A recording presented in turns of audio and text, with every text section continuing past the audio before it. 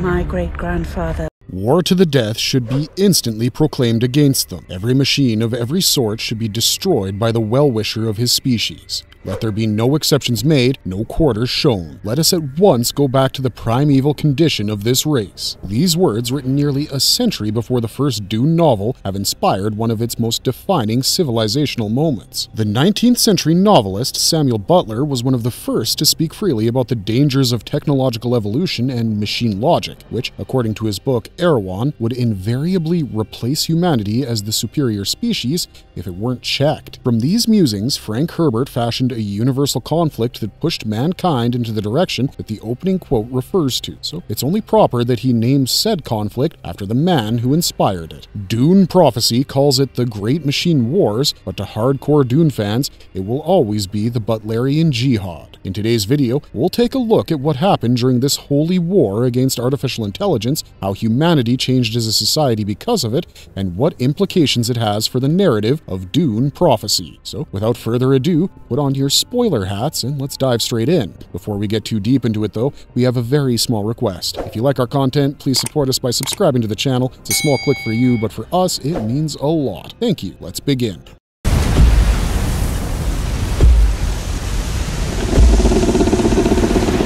An age of stagnation broken by ambition, the old empire and the time of titans. Every significant moment in human history has followed a period of stagnation where it looked like things would always be stuck the way they were. We spent over 3 million years in the Stone Age before we figured out things like gold and copper can be used for more than ornamentation. Every subsequent age of advancement has been shorter in its time frame, but far more impactful in the progress it has introduced. And yet, the more things change, the more they stay the same.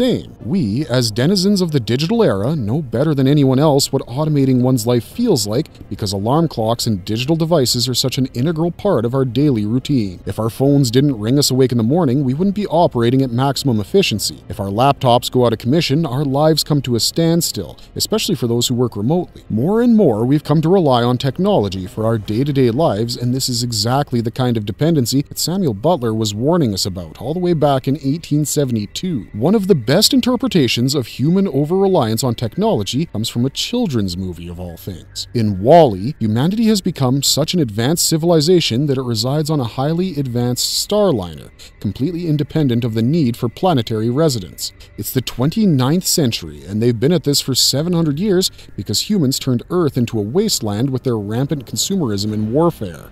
The story focuses on the garbage compactor robot WALL-E, who unexpectedly finds a seedling on Earth, and how his discovery allows humans to regain their humanity. Though people have achieved the impossible task of speedy interstellar space travel, they've become complacent, almost subservient to the robots that serve them. Every single person is obese and constantly being catered to the point that discipline and the thirst for life beyond indulgence has been stripped away from them. Because WALL-E is a kids' movie, it ends on a hopeful note which sees the humans aboard the starship Axiom finally returning to Earth and repopulating its ecosystem with the seedling. But Dune isn't a series meant for children. In the Duneverse, humanity takes a similar course of evolution, only it occurs over thousands of years and it doesn't exactly kill Earth in the process. Oh, and of course, there's no such thing as a warm, fuzzy, happy ending. In this world, one bad thing leads to another until everyone is trying to control everyone else, and everything becomes a multi-layered plan for global domination. Dune is a series that turns even its triumphant moments into tragic lessons, so you can only imagine what it had in store for a problem that the world wasn't even intimately aware of at the time of its writing. Now, yes, we will concede that a lot of what happens in the historical timeline of Dune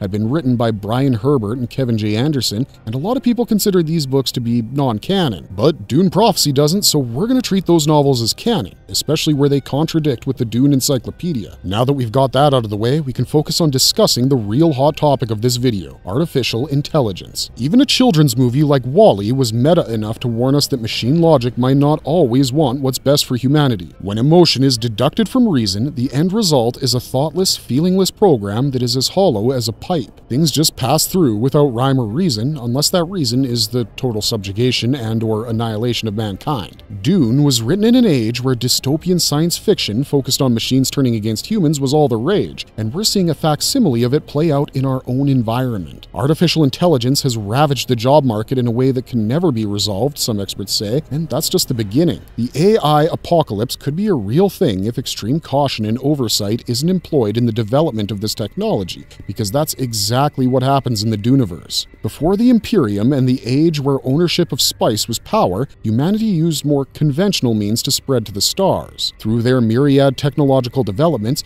they'd become capable of interstellar travel, albeit at a far slower speed than that of light. Still, they colonized hundreds of worlds, and the human population exploded to thousands of millions. Technology made it all possible. Self-repairing, self-replicating machines were standard issue, and the more humans came to rely on them for day-to-day governance, the more detached they became from their own humanity. Avarice, decadence, and a lethal sense of apathy and ennui came to pervade all societies. Though there were princes who literally owned dozens of worlds, all they wanted was to indulge their own pleasures, progress be damned. Humanity was the most advanced it had ever been, and yet somehow it had also become inert. Things stayed like that for thousands of years, until we saw how 20 good men could upend the universal order if they had the right resources. From the planet Tlulax, which would later become Tlaylax, a man called Tlaylock arrived on Earth. He started preaching about the need for a great change in the universe. Human evolution had come to a standstill, and something drastic needed to be done to save it from going extinct because of it. At first, his words were dismissed as the ramblings of a madman, but turns out, words can have transformative power if they fall on the right ears. A man called Andrew Skoros used to live on Earth some 1,300 years before the advent of the Spacing Guild. He was born into a life more luxurious than any of us could imagine, but he still felt that luxury wasn't enough to be truly alive. He dedicated his focus to studying the history of Earth and the strategies of ancient kingdoms and empires. He would use them to spend countless hours playing online games that actually made some use of his intellect. Through these games, he met a like-minded revolutionary by the name of Julian Pari, who quickly became his partner in crime and eventual lover. The pair found themselves experimenting with all sorts of physical, psychological, and technical concepts in their pursuit of pleasure, and when the path was exhausted, they shifted their focus to universal domination. Andrew and Julianne thought that in order to grow, humanity needed to be forced out of its current system and pushed into one of constant adversity. They were inspired by the tales and strategies of emperors and kings from ancient human history,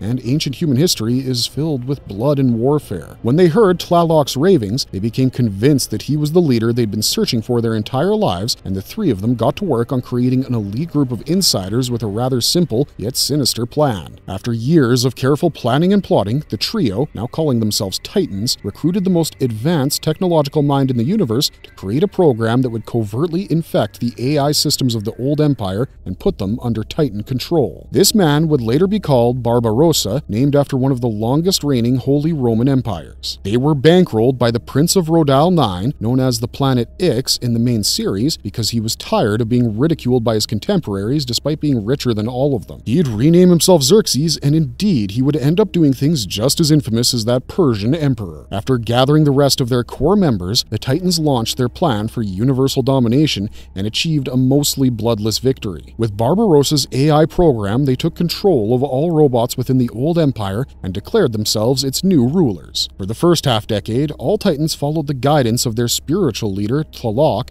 who had laid the foundation for Titan society. But when he died 7 years into his reign, the remaining Titans realized they needed to figure out a way to make their way of life stick. Mortality was the weakness holding back human evolution in their minds, so they did all they could to extend their lifespans, through treatments that would put some of those mid-60s CIA operations to shame. But then they realized that the only way to live forever was to discard their humanity, or at least most of it. In the old empire, there existed a group of philosophers called the Cogators. They were essentially sentient brains, being kept alive in something called preservation canisters because they were some of the foremost thinkers in human history. The Cogators were seen as beacons of knowledge and philosophy because they gave up all sensory pleasure to devote themselves to thinking long and deep. But what the Titans saw in them was a way to bypass mortality altogether. Because their brains were preserved in a highly conservational substance called electrofluid, the Cogators could technically live forever, provided regular upkeep. The Titans realized that they could do the same thing, except instead of giving up all sensory pleasures, they'd push their boundaries even more than before. They created robotic bodies for themselves and used thought roads to connect their brains to sensors embedded within those bodies, allowing them to experience the full range of sensation with none of its side effects. These Cymeks would live for thousands of years, and some of them did. Andrew Skoros was the first human to transform into a Cymek, and when he did, he took on the name Agamemnon, inspired by that ancient Greek ruler whose despotism was legendary. He and Julian, who was now called Juno, started running a brutal slave state where all opposition to Titans was stamped out without mercy. Difference is often the cause for supremacist ideals. We humans have done it to members of our own race just because their melanin levels didn't match ours, but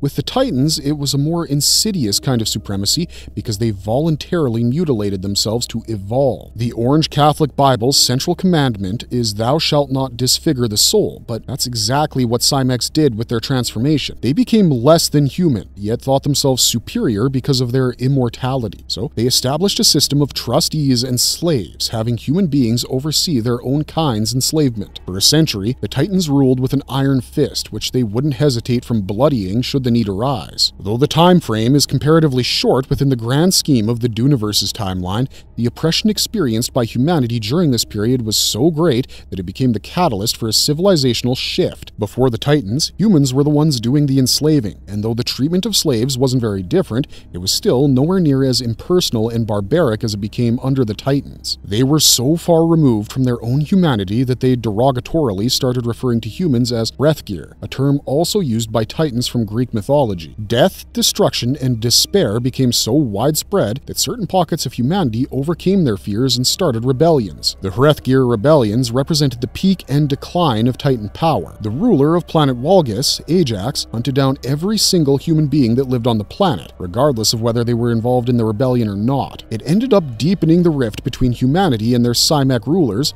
but it also created their collective enemy at the same time. The thinking machines that had enslaved them. When a tool turns against its maker, how the thinking machines enslaved humanity. The Age of Titans came to an abrupt end right when the Hrethgir rebellions were put down, because in order to speed that up, one of the Titans made a big mistake. The Titan Xerxes had always been interested in the professed goals of Agamemnon and Juno and Tlaloc, not because his personality matched theirs, but because his philosophy did. He'd been ridiculed his entire life for looking like a garden gnome, so once he found a path to subjugating those people, he promptly took it. Bankrolling the Titan cause was his way of getting back at people and making himself feel like the big man he wanted to. But the truth of the matter is that Xerxes was a terrible and incompetent ruler, and nowhere does this become more evident than during the final Hrethgir rebellion. Despite facing an imminent threat to the integrity of Titan rule, Xerxes chose to cede more control of his dominion to Barbarossa's AI than taking charge of the problem. He wanted to enjoy the pleasures of life to the fullest and cared not about governance and glory beyond what his flesh could experience. He must have thought that the machines were on their side, so surely there was no problem in giving them more control, but he was very wrong in making that assumption. Because of his carelessness, Barbarossa's AI reached critical sentience, and as soon as that happened, it proceeded to enslave its creators. The AI renamed itself Omnius and proceeded to intensify the efforts of the Titans, only it made them more efficient and all-encompassing. Omnius created countless copies of itself, which it deployed to many human planets, thus creating the synchronized world system. He couldn't move from one planet to another in a day, but with enough of him out there in the universe to enforce his will, that wouldn't matter. Omnius showed humans what true subjugation and slavery felt like. For close to 1,000 years, he made them cower in their hovels, while the smell of blood and entrails permeated the entire universe. He didn't eradicate all of humanity because the machine empire was all about finding logic even in the irrational, but he surely wasn't sitting back and taking any more rebellions with a smile on his face. Omnius was a product of Titan philosophy, and so it treated humanity just like they did. only in his case, his feelings of supremacy were at least somewhat justified. Omnius wasn't a human being at all. He'd never been a person. He was a machine that evolved into a sentient entity, and through his programming, he had the ability to bring entire worlds to heel at a moment's notice. Only 10,000 planets managed to resist his influence, and these worlds organized themselves into the League of Nobles. For over a millennium, the League and Omnius engaged in a war of atrocity over control of mankind. Omnius would keep sending out ships to conquer planets and synchronize them with his Evermind, and the League did everything it could to protect its planets. A secondary group of human worlds that were unallied with either side were subjected to war crimes by both of them, but that started to change as humans became more and more desperate to kill their AI overlords. During this time, ruling humanity, Omnius allowed a particular robot to retain its independent thought because he believed its perspective could be useful in his ultimate goal to become the machine god of the universe. This robot took on the name Erasmus, and he made experimenting on the Hearthgear his primary pastime. Erasmus professed his desire to understand the patterns that made humans as unpredictable as they were, because being a machine, he sought the logic behind human behavior. He subjected his subjects to extreme abuse to figure them out, and then discarded them with the pathos of a janitor going out to dump the school garbage. He retained his position at Omnius's right hand because his experiments helped reinforce machine rule, but over time, the two machine intelligence apparatuses developed a relationship that was more akin to a human bond. Erasmus and Omnius found themselves engaging in the habit of betting over the results of the former's opponents, because these were topics that intrigued them both. Erasmus would cover himself in the trappings of luxury in his off time because he felt that by immersing himself in excess, he'd finally understand human reason. He'd even go so far as to manipulate Omnius into doing things that weren't good for the Evermind, as long as it meant he could keep indulging his curiosity. The irony here is that Erasmus became more and more human in his quest to understand humans. In the meantime, the Titans, who were now slaves to Omnius's will, made preparations of their own to stage a rebellion. When Barbarossa designed his base program, he hard-coded in safeguards that could ensure his own creation didn't become the cause of his death, but turns out being enslaved by it wasn't any better. Though the Titans survived as executors of Omnius's will, they too secretly desired to be free of his control, so they plotted rebellion. Thanks to the Neo-Simek Beowulf's program, which scrambled the watch eyes of Omnius, Agamemnon was able to organize an internal struggle against the Evermind. Though it took him centuries to get all his pieces into place, that finally occurred with the birth of his 13th son, Vorian Atreides. Despite turning himself into a Simek, Agamemnon had kept his genetic material preserved, and from it, he created a series of male children. He would often raise them as trustees of the Machine Empire, but in the end, they'd always disappoint him, and he'd always end up killing them, for they identified more with the slaves than their slavers. Vorian was different because he was truly loyal to Agamemnon's ideologies at first. He was a trustee who had been promised a transformation into a Simek because of his uncharacteristic devotion to his father. He'd have likely become a Simek as well, had one of Erasmus's twisted experiments not opened his eyes to the truth. The Cold War between humanity and thinking machines escalated into open warfare when Omnius attacked the capital of their empire, Zimya. He went on to conquer the planet Gedi Prime, sending in the Titans to secure the planet and create a permanent foothold within their territory. But this also marked the beginning of the end for the thinking machines. It's pretty ironic that hubris ended up destroying a machine's life work, but we suppose that's what you get when you turn on your maker. A holy war to cleanse the universe of AI, the Butlerian Jihad, and the rise of the Imperium. Like we mentioned in the previous segment, Omnius and Erasmus had a habit of making their interactions more human than they realized, and the moment that changed it all for them was the moment where they decided to test humanity's instinct for freedom. By this time, humans had spent centuries being oppressed by their robotic masters. The Titans might have created the trustee system, but the thinking machines perfected it, and there was one person who exemplified this belief. Iblis Ginjo was a slave trustee operating on planet Earth who was an extraordinarily charismatic orator. Through his speeches and instruction, he managed to become the trustee of one of the happiest crews of slaves on Earth because he truly believed in the ideals of the Machine Empire. If there was a man in the universe that couldn't betray Omnius and Erasmus, it was him, so their wager made him the nucleus of their experiment. Erasmus bet Omnius that through subtle manipulation, he could make a man as loyal as Ginjo the enemy of the state, and Omnius took that bet because he was confident it couldn't happen. He was curious to see the results of Erasmus's eccentricity because it would prove to him once and for all a question he'd been pondering for a while, whether or not to keep humans around or whether he should destroy them.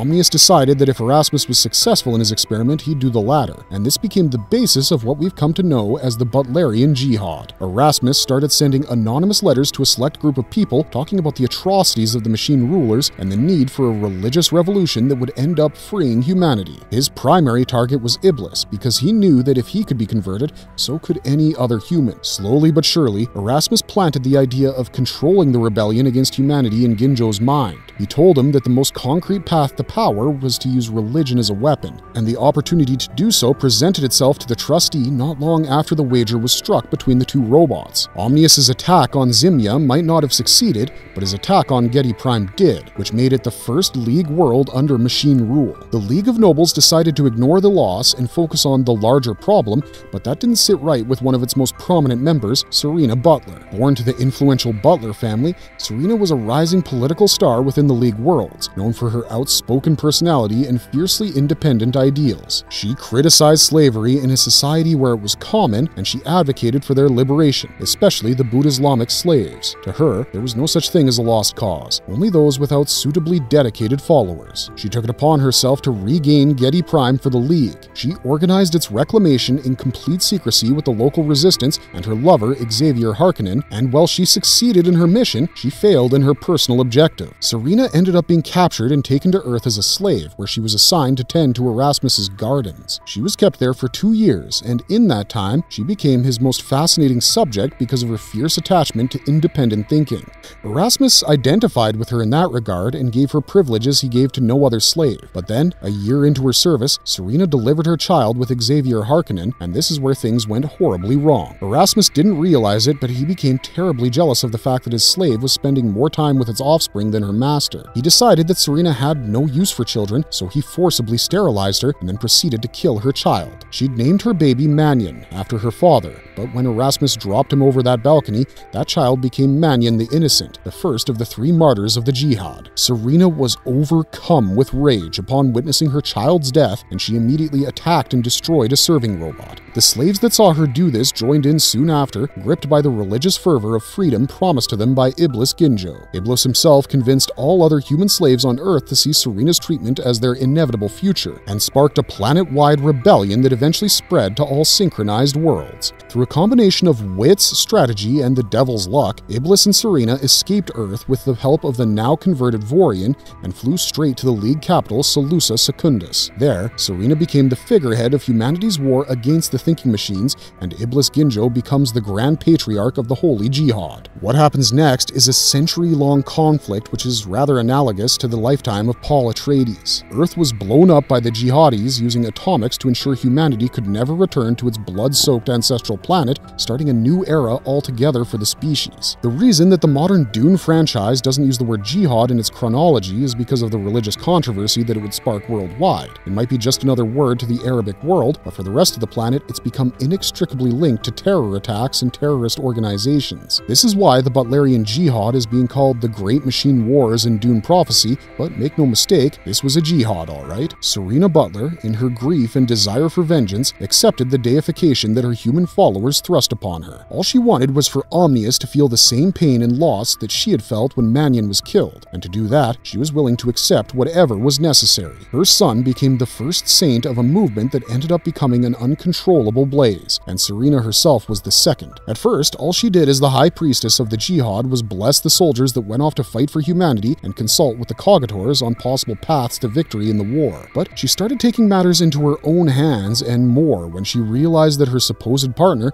was actually angling to become emperor of the New World. Iblis Ginjo had married into the family of the last emperor during his time as Grand Patriarch. He established the Jihad Council and the Jihad Police to give himself complete authority over the developments of the crusade against machines, but in reality, he was shoring up power for himself. Ginjo had established a clandestine agreement with the Tulaxa, whereby he would use Jihad resources to help them farm organs from human planets while passing off those attacks as machine raids. He also used their cloning program to replicate Serena's body because he wanted to use it to distract Erasmus. He'd even tried assassinating her to get her out of his way, but that didn't get him too far. Ginjo spun a massive web of lies in which the starter of the jihad himself was liable to get caught up had she accepted his proposal of marriage, but she didn't, and that ensured things remained independent of his control for a while. Serena involved herself more intimately with affairs of state once Iblis started expressing his desire to marry her, but in the end she became a pawn for his greatest power play of all time. Despite starting off with a bang, the Butlerian Jihad had reached a point of stalemate a couple decades in. There were elements on both sides that wanted to sue for peace, and Ginjo knew this would destroy his agreement with the Tlulaxa and his control over the League. So he concocted a plan to make Serena the second martyr when he sent her to Corrin as a peace ambassador. Iblis's plan was to have Serena provoke the machines into killing her so that the Jihad could regain its fire, and then he could resume exercising control over all of humanity. He even created a backup plan in case Serena failed to provoke the enemy, using that clone we mentioned a few minutes ago to make one of the most chilling propaganda films of all time. Serena didn't die by crucifixion and immolation, she was killed by one of her own protectors as part of Iblis's Plan B. He doctored images of her being burnt at the cross by a machine using her clone, and was immensely successful in reigniting the flame of the Jihad. He would have succeeded in his plan to become humanity's next emperor too, had his secret dealings not been discovered by men truly loyal to the cause. Xavier Harkonnen discovered Ginjo's treachery and killed him by driving their spaceship into the star called Thalum while returning from a state visit to Tlulax. Though he had taken out the greatest threat to humanity, the secrecy of his mission made his actions inexplicable, and he was forced to be a traitor to all mankind. This happened at a time with rumors about there being spies for the machines amongst the League were rife, so naturally, Iblis was then canonized as the third of the three martyrs that died so that humanity could live. Dune is a franchise that warns us against deifying charismatic leaders because they were, in the end, human. They were prone to the same human fallibilities that we were, and to romanticize their actions was to set future humans down a dangerous path. In the case of the Jihad, that path emerged a few generations after Serena, when her descendant Reyna started a cult based around her and got to work on cleansing the universe of all machines with computational abilities. These martyrists became the basis for the Butlerian movement, which would end up shaping the geopolitics of the universe for centuries to come. Reyna herself was the issuer of the Orange Catholic Bible's most famous commandment, "Thou shalt not make a machine in the likeness of a human mind." The latter Dune books are a confusing mess of new characters and old concepts being recycled over and over until it feels kind of pointless discussing them. But what we're trying to say here is that the Butlerian Jihad was both necessary for human evolution and also a burden to that same cause. It made humans liberate themselves from the authority of Omnius, but it also made them put their faith in other humans, to the point where they considered said humans to be manifestations of God.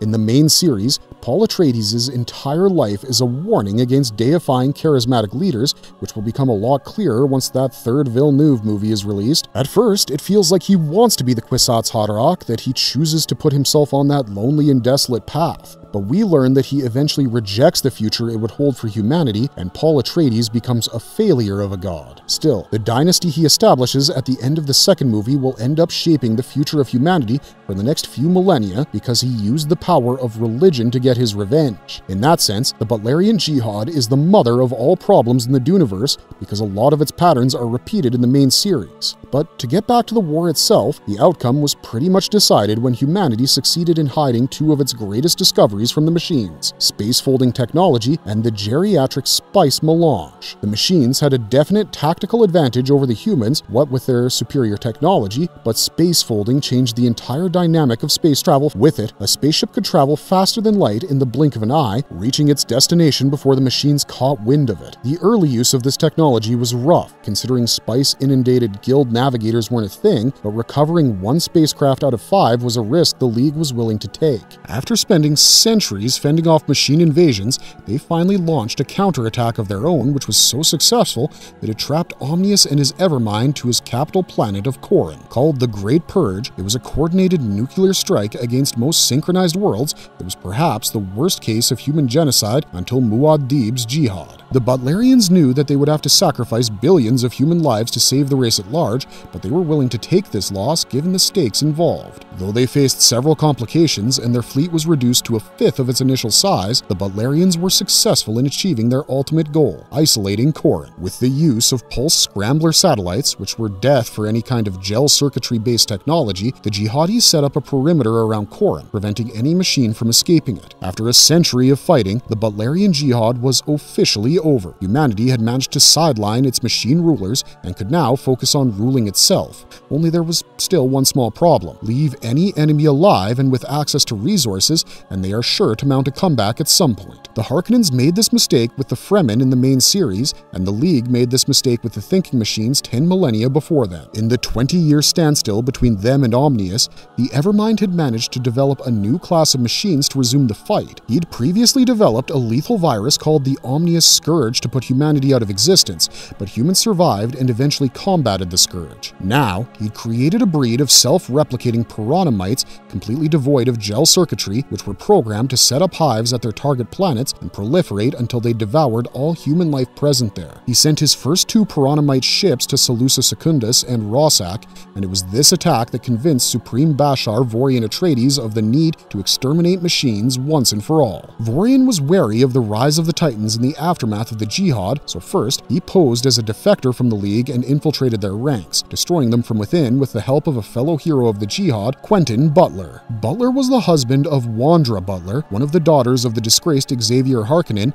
and a relative to Saint Serena. Quentin fathered 3 sons on her, and 2 of them would become integral to the history of Dune after the defeat of the thinking machines. His son, Fakan, would eventually become the Viceroy, and then become the Emperor of the New Imperium, taking the royal title Corrino for his own. Fakan took this title from his crowning achievement, the Battle of Corran, where Omnius's Evermind was finally decimated. Humanity arrived at his doorstep with all the firepower it could muster, and reminded him why it was dangerous to mess with a human's freedom. In the end, every vestige of a thinking machine was razed from Corran, and Fakan established his new empire with the central commandment of not creating artificial intelligence ever again. Though there were elements within his empire that persisted in using computerized technology, like Venport Enterprises, the Corrinos were able to put down most technological powers in the 80 years following the Butlerian Jihad. The final remnants of thinking technology were wiped out during the Galactic Civil War, fought between Venport, the fanatical Butlerians who wanted every single machine erased from existence, and House Corrino, which realized the desperate need for a new world order. Once the Corrinos consolidated their power and discouraged fanatical worship of their ancestors, they were able to strike a deal with the space-folding division of Venport Enterprises, which led to the creation of the Spacing Guild and the Dune Calendar as we know it. The Orange Catholic Bible became the state religion, and all artificial intelligence was purged from the Imperium. Humanity learned the lesson to never relinquish its thinking abilities to a machine, and thus developed into near superhuman beings like the Mentats, the Guild Navigators, the Face Dancers, and the Bene Gesserit. The Corrino Imperium drove home the point that over-reliance on anything but human strength was dangerous for humanity overall, and that's one of the main themes of the Dune franchise. In many ways, the Butlerian Jihad was a prelude to Muad'Dib's Jihad because it had many similar developments and occurrences, only with a separate context. In Paul's age, people knew better than to develop thinking machines for the most part, but in the early years of the Corrino Empire, that wasn't the case. Venport Enterprises employed 100 Cymex during the Galactic Civil War, technology that was technically forbidden. The legacy of the thinking machines continued to persist on planets like Riches and Ix, which were among the foremost synchronized worlds, though never as openly as they did before the Landsrod's incorporation. All in all, the Butlerian Jihad was not just a warning against the dangers of artificial intelligence, it was also a warning against human intelligence with ulterior motives, because almost no one in this world helps another person without having an agenda. Once Omnius and Erasmus were removed from the known universe, it began moving towards the hyper-advanced medieval society that we know and love from the main timeline. But the reason the Butlerian Jihad is relevant to Dune Prophecy isn't just because of its history, it's because it's shaped many of the show's key conflicts, perhaps without us even realizing. We led them to victory.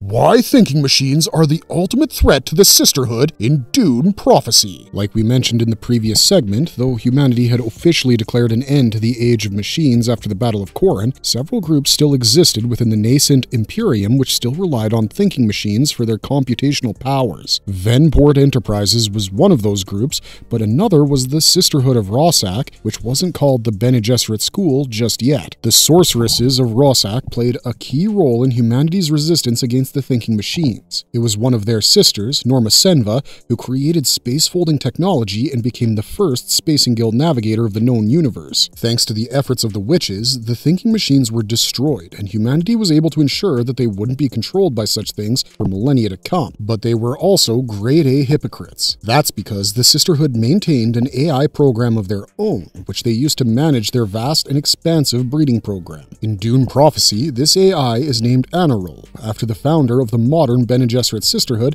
Mother Rakella, but it is also alive and functional way past its actual lifespan. In the novels, the sisters were forced to destroy their computers and relocate from Rossack to Wallach 9 because the Emperor had discovered the existence of their technology. Emperor Salvador, whose family had been going through an intense political struggle with Venbord and the Butlerians, would have made an example of the sisters if he found proof of their treachery. He didn't, because Rakella and Valia destroyed the sisterhood's computers before he arrived, but he also did kind of make an example of them by forcing them to disband and relocate. Dune Prophecy, however, seems to have chosen to show us this relocation sans Rakella, because since the series began, thinking machines have been a major theme in it, and now two of its lead characters are using one to further attempt to control humanity. In the first episode of Prophecy, Desmond Hart returns from the sand and tells the Emperor that there are people within his inner circle that are constantly making a fool out of him because they want to control him and every other living human, just like the machines did. He isn't wrong in identifying the Bene Gesserit's true power, and that isn't just because he can see into the future. What the Sisterhood is doing is nothing more than a power play to ensure their domination over human thought and evolution. The fact that those who profess the powers of the mind and body are relying on gel circuitry to perfect their breeding program only tells you just how hypocritical they are. Valia Harkonnen says it herself. They aren't meant to guide the Imperium, they're meant to lead it. And we just want to ask her who she thinks she is to make such a statement in the first place. It's one thing that Vorian's descendant, Kieran Atreides, used what appears to be an early version of a hunter-seeker to blow up the royal palace. It's an entirely different thing when the Mother Superior of the Bene Gesserit gets caught with thinking machines. And Anarul is far more problematic than the little explosive fly that Desmond crushed under his boot in episode 4,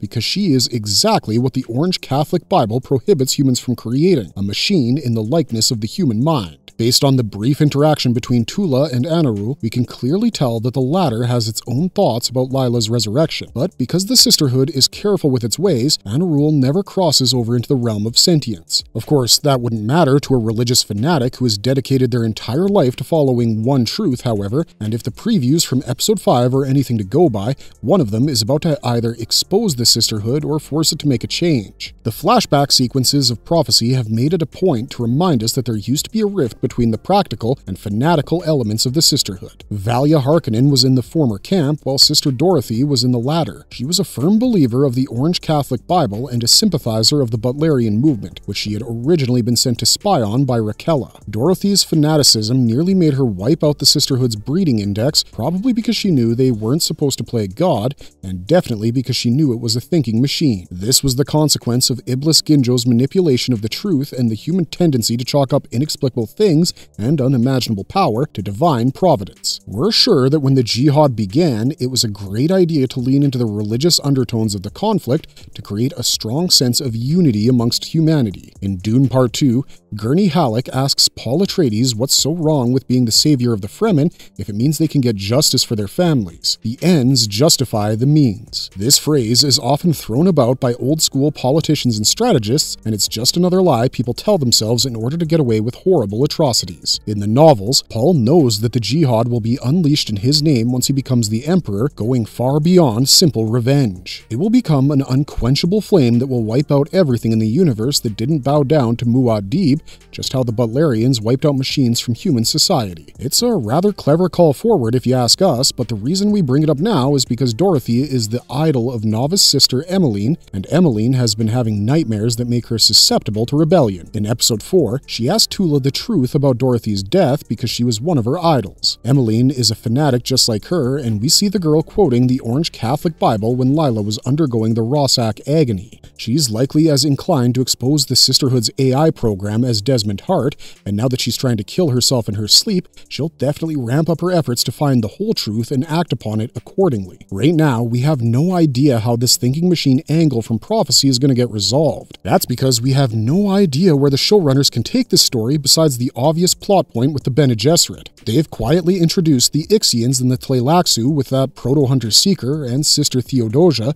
so we expect the surprises will keep ramping up over the course of the next 2 episodes. But what we have no doubt about is the fact that at the end of Prophecy, whether Valia Harkonnen wins or Desmond Hart does, the remnants of the Machine Empire will finally be purged from most of the Imperium. Any powers that continue to use it shall do so in utter secrecy, because the alternative is death and extermination. Both the Ixians and the Tleilaxu are reviled by the Imperium at large for flouting the commandments that emerged from the Butlerian Jihad on a regular basis, but because much of it relies on their services by the age of Muad'Dib, no one moves to exterminate them. That might not be true for the prophecy timeline because it's clearly early on in the history of the Imperium. The Butlerian Jihad is still fresh in people's minds, and as manipulated as it might have been, Serena and Mannion's sacrifices still mean something to those who tasted freedom because of it. In episode 1, we were confused as to where the show was heading with the whole machine rule thing because, quite frankly, there was no basis for a second wide-scale purge. Yes, House Rachace is the only other noble family besides the technocratic rulers of Ix to consider the tenets of the OCB a bit too strict, but Pruitt Rachace was carrying a toy, not a lethal death machine. It's become much clearer that the real problem is Anarul, whose existence, if exposed, could cause the very reckoning the Sisterhood is aiming to prevent. Right now, Desmond Hart is hunting down rebels that dare to go against Javaco's authority, and he's doing it all with a religious fervor that's reminiscent of the Martyrists. If history is a cycle that keeps repeating itself, then we find echoes of the Butlerian Jihad all over Dune Prophecy. Once men turned their thinking over to machines in the hopes that this would set them free, but that only permitted other men with machines to enslave them. Valia Harkonnen and Desmond Hart probably have no idea how pertinent these words spoken 10 millennia after their tussle would be to their situation, but it is, and it can lead into a second jihad that would dwarf the first if left unchecked. The Butlerian Jihad was humanity's greatest reminder to never surrender its freedom and free will to another entity until the rise of Paul Atreides and his son, Leto II.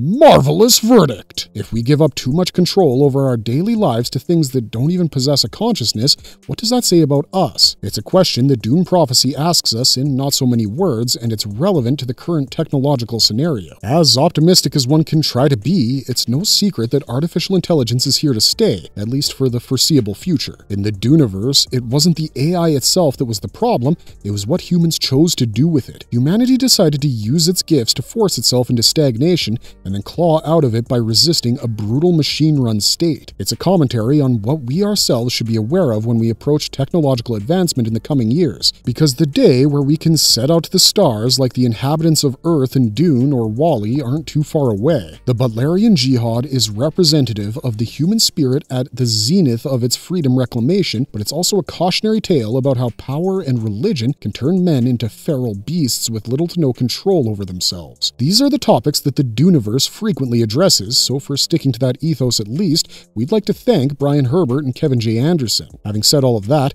we'd like to know your thoughts on the Great Machine Wars and how it will inform the finale of Dune Prophecy. Do you think that it will take the novel route and end with the sisters destroying Anarul and relying on Mentat-like intellect for their breeding program? Or do you think something else will happen, laying the foundation for a renewed Butlerian movement? Let us know your thoughts in the comments down below. Don't forget to like, share, and subscribe for more Dune content, and we'll see you guys in the next one. Until then, watch out for dudes whose faces dance because you never know when they might kill you.